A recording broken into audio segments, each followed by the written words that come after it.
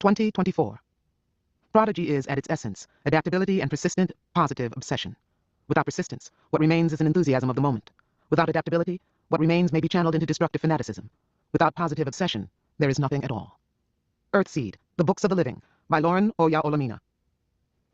Chapter 1. All that you touch, you change. All that you change, changes you. The only lasting truth is change. God is change. Earthseed, The Books of the Living. Saturday, July 20th, 2024. I had my recurring dream last night. I guess I should have expected it. It comes to me when I struggle, when I twist on my own personal hook and try to pretend that nothing unusual is happening. It comes to me when I try to be my father's daughter. Today is our birthday, my 15th and my father's 55th. Tomorrow, I'll try to please him and the community, and God. So last night, I dreamed a reminder that it's all a lie. I think I need to write about the dream because this particular lie bothers me so much. I'm learning to fly, to levitate myself. No one is teaching me. I'm just learning on my own, little by little, dream lesson by dream lesson. Not a very subtle image, but a persistent one. I've had many lessons, and I'm better at flying than I used to be. I trust my ability more now, but I'm still afraid. I can't quite control my directions yet. I lean forward toward the doorway. It's a doorway like the one between my room and the hall. It seems to be a long way from me, but I lean toward it, holding my body stiff and tense. I let go of whatever I'm grasping, whatever has kept me from rising or falling so far. And I lean into the air, straining upward, not moving upward, but not quite falling down either. Then I do begin to move, as though to slide on the air, drifting a few feet above the floor, caught between terror and joy. I drift toward the doorway. Cool, pale light glows from it. Then I slide a little to the right, and a little more. I can see that I'm going to miss the door and hit the wall beside it, but I can't stop or turn. I drift away from the door, away from the cool glow, into another light. The wall before me is burning. Fire has sprung from nowhere, has eaten in through the wall, has begun to reach toward me, reach for me. The fire spreads. I drift into it. It blazes up around me. I thrash and scramble and try to swim back out of it, grabbing handfuls of air and fire, kicking, burning. Darkness. Perhaps I awake a little. I do sometimes when the fire swallows me. That's bad. When I wake up all the way, I can't get back to sleep. I try, but I've never been able to. This time, I don't wake up all the way. I fade into the second part of the dream, the part that's ordinary and real, the part that did happen years ago when I was little, though at the time it didn't seem to matter. Darkness. Darkness brightening. Stars. Stars casting their cool, pale, glinting light. You couldn't see so many stars when I was little, my stepmother says to me. She's speaking in Spanish, her own first language. She stands still and small, looking up at the broad sweep of the Milky Way. She and I have gone out after dark to take the washing down from the clothesline. The day has been hot, as usual, and we both like the cool darkness of early night. There's no moon, but we can see very well. The sky is full of stars. The neighborhood wall is a massive looming presence nearby. I see it as a crouching animal, perhaps about to spring, more threatening than protective. But my stepmother is there, and she isn't afraid. I stay close to her. I'm 7 years old. I look up at the stars in the deep black sky. Why couldn't you see the stars? I ask her. Everyone can see them. I speak in Spanish, too, as she's taught me. It's an intimacy, somehow. City lights, she says. Lights, progress, growth, all those things were too hot and too poor to bother with anymore. She pauses. When I was your age, my mother told me that the stars, the few stars we could see, were windows into heaven, windows for God to look through to keep an eye on us. I believed her for almost a year. My stepmother hands me an armload of my youngest brother's diapers. I take them, walk back toward the house where she has left her big wicker laundry basket, and pile the diapers atop the rest of the clothes. The basket is full. I look to see that my stepmother is not watching me. Then I let myself fall backward onto the soft mound of stiff, clean clothes. For a moment, the fall is like floating. I lie there, looking up at the stars. I pick out some of the constellations and name the stars that make them up. I've learned them from an astronomy book that belonged to my father's mother. I see the sudden light streak of a meteor flashing westward across the sky. I stare after it, hoping to see another. Then my stepmother calls me, and I go back to her. There are city lights now, I say to her. They don't hide the stars. She shakes her head. There aren't anywhere near as many as there were. Kids today have no idea what a blaze of light cities used to be, and not that long ago. I'd rather have the stars, I say. The stars are free. She shrugs. I'd rather have the city lights back myself. The sooner the better. But we can afford the stars. Chapter 2. A gift of God may sear unready fingers. Earthseed, The Books of the Living. Sunday, July 21st, 2024. At least 3 years ago, my father's God stopped being my God. His church stopped being my church, and yet today, because I'm a coward, I let myself be initiated into that church. I let my father baptize me in all 3 names of that God who isn't mine anymore. My God has another name. We got up early this morning because we had to go across town to church. Most Sundays, Dad holds church services in our front rooms. He's a Baptist minister, and even though not all of the people who live within our neighborhood walls are Baptists, those who feel the need to go to church are glad to come to us. That way they don't have to risk going outside where things are so dangerous and crazy. It's bad enough that some people, my father for one, have to go out to work at least once a week. None of us goes out to school anymore. Adults get nervous about kids going outside. But today is special. For today, my father made arrangements with another minister, a friend of his, who still had a real church building with a real baptistry. Dad Dad once had a church just a few blocks outside our wall. He began it before there were so many walls. But after it had been slept in by the homeless, robbed, and vandalized several times, someone poured gasoline in and around it, and burned it down. 7 of the homeless people sleeping inside on that night burned with it. But somehow, Dad's friend, Reverend Robinson, has managed to keep his church from being destroyed. We rode our bikes to it this morning. Me, 2 of my brothers, 4 other neighborhood kids who were ready to be baptized, plus my father and some other neighborhood adults riding shotgun. All the adults were armed. That's the rule. Go out in a bunch and go armed. The alternative was to be baptized in the bathtub at home. That would have been cheaper and safer and fine with me. I said so, but no one paid any attention to me. To the adults, going outside to a real church was like stepping back into the good old days when there were churches all over the place, and too many lights, and gasoline was for fueling cars and trucks instead of for torching things. They never miss a chance to relive the good old days, or to tell kids how great it's going to be when the country gets back on its feet and good times come back. Yeah. To us kids, most of us, the trip was just an adventure, an excuse to go outside the wall. We would be baptized out of duty or as a kind of insurance, but most of us aren't that much concerned with religion. I am, but then I have a different religion. Why take chances? Sylvia Dunn said to me a few days ago. Maybe there's something to all this religion stuff. Her parents thought there was, so she was with us. My brother Keith, who was also with us, didn't share any of my beliefs. He just didn't care. Dad wanted him to be baptized, so what the hell? There wasn't much that Keith did care about. He liked to hang out with his friends and pretend to be grown up, dodge work and dodge school and dodge church. He's only 12. The oldest of my 3 brothers. I don't like him much, but he's my stepmother's favorite. 3 smart sons and 1 dumb one, and it's the dumb one she loves best. Keith looked around more than anyone as we rode. His ambition, if you could call it that, is to get out of the neighborhood and go to Los Angeles. He's never too clear about what he'll do there. He just wants to go to the big city and make big money. According to my father, the big city is a carcass covered with too many maggots. I think he's right, though not all the maggots are in L.A. They're here, too. But maggots tend not to be early morning types. We rode past people stretched out, sleeping on the sidewalks, and a few just waking up, but they paid no attention to us. I saw at least 3 people who weren't going to wake up again, ever. One of them was headless. I caught myself looking around for the head. After that, I tried not to look around at all. A woman, young, naked, and filthy, stumbled along past us. I got a look at her slack expression and realized she was dazed or drunk or something. Maybe she had been raped so much that she was crazy. I'd heard stories of that happening, or maybe she was just high on drugs. The boys in our group almost fell off their bikes staring at her. What wonderful religious thoughts they would be having for a while. The naked woman never looked at us. I glanced back after we'd passed her, and saw that she had settled down in the weeds against someone else's neighborhood wall. A lot of our ride was along one neighborhood wall after another, some a block long, some 2 blocks, some 5. Up toward the hills, there were walled estates. One big house and a lot of shacky little dependencies where the servants lived. We didn't pass anything like that today. In fact, we passed a couple of neighborhoods so poor that their walls were made up of unmortared rocks, chunks of concrete, and trash. Then there were the pitiful, unwalled residential areas. A lot of the houses were trashed, burned, vandalized, infested with drunks or druggies, or squatted in by homeless families with their filthy, gaunt, half-naked children. Their kids were wide awake and watching us this morning. I feel sorry for the little ones, but the ones my age and older make me nervous. We ride down the middle of the cracked street, and the kids come out and stand along the curb to stare at us. They just stand and stare.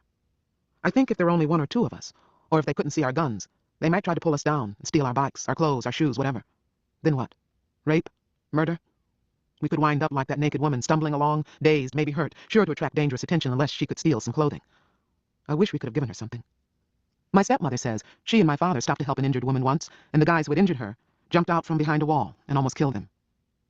And we're in Robledo, 20 miles from Los Angeles, and according to Dad, once a rich, green, unwalled little city that he had been eager to abandon when he was a young man. Like Keith, he had wanted to escape the dullness of Robledo for big city excitement. L.A. was better then, less lethal. He lived there for 21 years. Then, in 2010, his parents were murdered, and he inherited their house. Whoever killed him had robbed the house and smashed up the furniture, but they didn't torch anything. There was no neighborhood wall back then. Crazy to live without a wall to protect you. Even in Robledo, most of the street poor, squatters, winos, junkies, homeless people in general, are dangerous. They're desperate, or crazy, or both. That's enough to make anyone dangerous. Worse for me. They often have things wrong with them. They cut off each other's ears, arms, legs. They carry untreated diseases and festering wounds. They have no money to spend on water to wash with, so even the unwounded have sores. They don't get enough to eat, so they're malnourished, or they eat bad food and poison themselves. As I rode, I tried not to look around at them, but I couldn't help seeing, collecting, some of their general misery. I can take a lot of pain without falling apart. I've had to learn to do that. But it was hard today, to keep pedaling and keep up with the others when just about everyone I saw made me feel worse and worse. My father glanced back at me every now and then. He tells me, "You can beat this thing. You don't have to give in to it." He has always pretended, or perhaps believed, that my hyper-empathy syndrome was something I could shake off and forget about. The sharing isn't real, after all. It isn't some magic or ESP that allows me to share the pain or the pleasure of other people. It's delusional. Even I admit that. My brother Keith used to pretend to be hurt just to trick me into sharing his supposed pain. Once he used red ink as fake blood to make me bleed. I was 11 then, and I still bled through the skin when I saw someone else bleeding. I couldn't help doing it, and I always worried that it would give me away to people outside the family. I haven't shared bleeding with anyone since I was 12 and got my first period. What a relief that was. I just wish all the rest of it had gone away too. Keith only tricked me into bleeding that once, and I beat the hell out of him for it. I didn't fight much when I was little because it hurt me so. I felt every blow that I struck, just as though I'd hit myself. So when I did decide that I had to fight, I set out to hurt the other kid more than the kids usually hurt one another. I broke Michael Talcott's arm and Ruben Quintanilla's nose. I knocked out 4 of Sylvia Dunn's teeth. They all earned what I did to them 2 or 3 times over. I got punished every time, and I resented it. It was double punishment after all, and my father and stepmother knew it. But knowing didn't stop them. I think they did it to satisfy the other kids' parents. But when I beat up Keith, I knew that Corey, or Dad, or both of them would punish me for it. My poor little brother, after all. So I had to see that my poor little brother paid in advance. What I did to him had to be worthwhile in spite of what they would do to me. It was. We both got it later from Dad. Me for hurting a younger kid, and Keith for risking putting family business into the street. Dad is big on privacy and family business. There's a whole range of things we never even hint about outside the family. First among these is anything about my mother, my hyperempathy, and how the two are connected. To my father, the whole business is shameful. He's a preacher and a professor and a dean. A first wife who was a drug addict and a daughter who was drug damaged is not something he wants to boast about. Lucky for me. Being the most vulnerable person I know is damn sure not something I want to boast about. I can't do a thing about my hyperempathy, no matter what Dad thinks or wants or wishes. I feel what I see others feeling, or what I believe they feel. Hyperempathy is what the doctors call an organic delusional syndrome. Big shit. It hurts, that's all I know. Thanks to Paracetamol, the smart pill, the Einstein powder, the particular drug my mother chose to abuse before my birth killed her, I'm crazy. I get a lot of grief that doesn't belong to me, and that isn't real. But it hurts. I'm supposed to share pleasure and pain, but there isn't much pleasure around these days. About the only pleasure I've found that I enjoy sharing is sex. I get the guy's good feeling and my own. I almost wish I didn't. I live in a tiny, walled, fishbowl cul-de-sac community, and I'm the preacher's daughter. There's a real limit to what I can do as far as sex goes. Anyway, my neurotransmitters are scrambled, and they're going to stay scrambled. But I can do okay as long as other people don't know about me. Inside our neighborhood walls, I do fine. Our rides today, though, were hell. Going and coming, they were all the worst things I've ever felt. Shadows and ghosts, twists and jabs of unexpected pain. If I don't look too long at old injuries, they don't hurt me too much. There was a naked little boy whose skin was a mass of big red sores, a man with a huge scab over the stump where his right hand used to be, a little girl naked, maybe 7 years old, with blood running down her bare thighs, a woman with a swollen, bloody, beaten face. I must have seemed jumpy. I glanced around like a bird, not letting my gaze rest on anyone longer than it took me to see that they weren't coming in my direction or aiming something at me. Dad may have read something of what I was feeling in my expression. I try not to let my face show anything, but he's good at reading me. Sometimes people say I look grim or angry. Better to have them think that than know the truth. Better to have them think anything than let them know just how easy it is to hurt me. Dad had insisted on fresh, clean water for the baptism. He couldn't afford it, of course. Who could? That was the other reason for the 4 extra kids. Sylvia Dunn, Hector Quintanilla, Curtis Talcott, and Drew Balter, along with my brothers Keith and Marcus. The other kids' parents had helped with costs. They thought a proper baptism was important enough to spend some money and take some risks. I was the oldest by about 2 months. Curtis was next. As much as I hated being there, I hated even more that Curtis was there. I care about him more than I want to. I care what he thinks of me. I worry that I'll fall apart in public someday and he'll see. But not today. By the time we reached the Fortress Church, my jaw muscles hurt from clenching and unclenching my teeth, and overall I was exhausted.